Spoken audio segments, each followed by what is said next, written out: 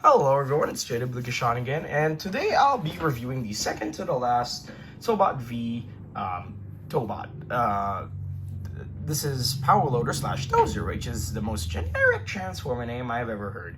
Now, I'll go more into depth into this in the King Fortran video, but this is gonna be the two final Tobot V videos I'll ever make. After this, I'll probably never make Tobot V toys again unless Young Toys decides to go back to their all engines go mind and create a Tobot V season 4 for some reason. But anyways, never mind that, because I'm happy about the new Tobots that they came back with the original voice actors and the original toys, so you know, blah blah blah.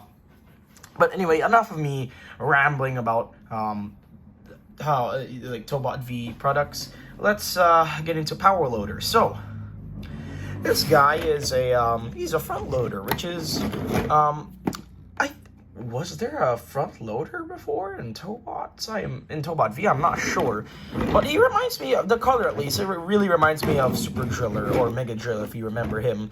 I like how he's just a construction Tobot. He rolls pretty well, very well actually, because his wheels are just literally free spinning, unlike some other Tobots. I'm looking at you, Tachyon. But otherwise, he's a pretty nice looking front loader. So to start with the transformation, you don't really need to do anything with the Toki. It's sort of the same thing with Big Boss and Tachyon. You just plug it in the back and nothing really happens. But we'll put it off to the side because it's kind of required for transformation.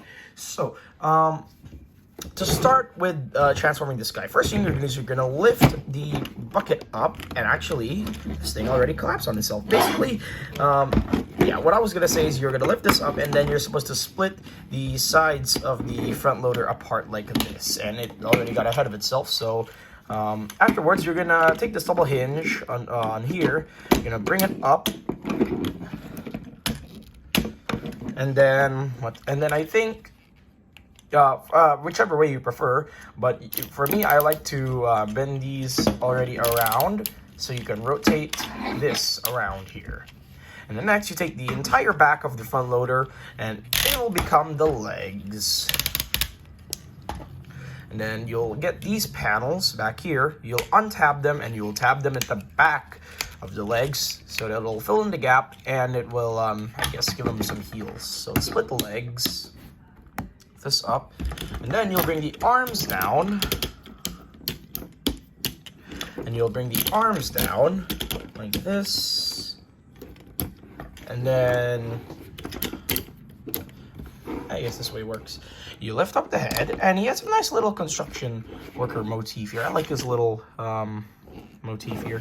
And then what you do with the shovel, it's not the best kibble in the world, but it looks okay. You basically rotate these around, and then you will clip them in the back to form a sort of shoulder backpack. I don't know what would you call this, but there you go. So you plug it in, and then you will get the Toki here, the 7, and this will plug in right like this. And this is Power Loader. Basically, yeah, that's Power Loader. He's a very simple, generic construction Tobot, and I think this is why kids would really like him. He's simple. He's, you know, he has sort of macho man or construction worker looking motif. He looks cool. He has the head. And yeah, I think this guy is overall just a generic Tobot. He's a general recommendation for Tobot V products. So, I mean, I do like the Power Loader design here, although it doesn't even make sense in the English version because he's called Dozer. So what's the point of this Power Loader if he's just called Dozer? You should have just kept Power Loader, honestly. That would have been much better. Now, this guy's design seems very familiar, like in the robot mode. Like, not the transformation, well, sort of the transformation, but the robot design looks very similar. Did you guess it? looks kind of similar to Tank Guy. If you watch my Tank Guy video from a while back, I think about a year or 2 years ago, yeah, he looks almost exactly like this, which is surprising because he has the same, like, almost the exact same style. Like, you know, he has the giant hands, or the giant arms, the tiny legs, the tiny head, and the bulky looking chest. So yeah, this guy is more or less like Tank Guy's cousin. So I guess, I mean, in this show, I mean, he even almost sounds like Tank Guy, at least in the Korean version. I think they discontinued the English version of Tobot V Season 3, or Tobot Galaxy Detective Season 3, because I think the creators know that this show is kind of crap.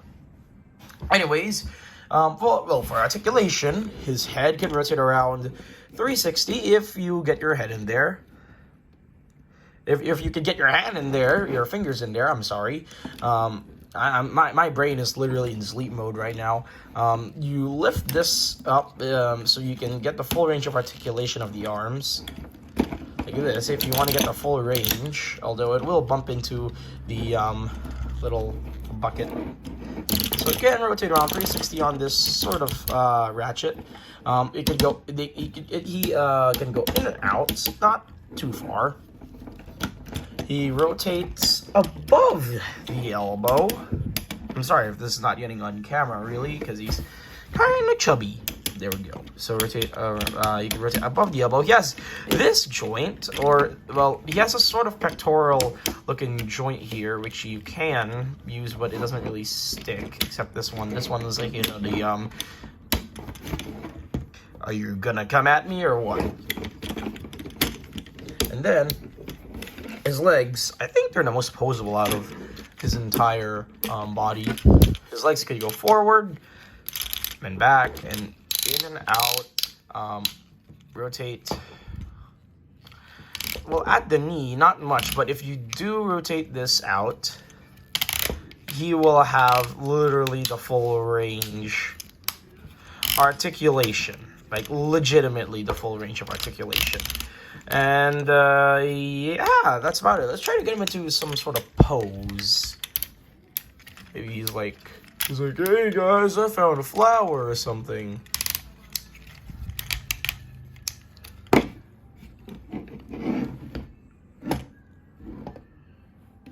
Oops. No, I don't think he will stand. His arms are just the heaviest thing in the world. There we go. So, well, that's honestly the best pose. I don't really have a battle pose for him unless maybe something like this.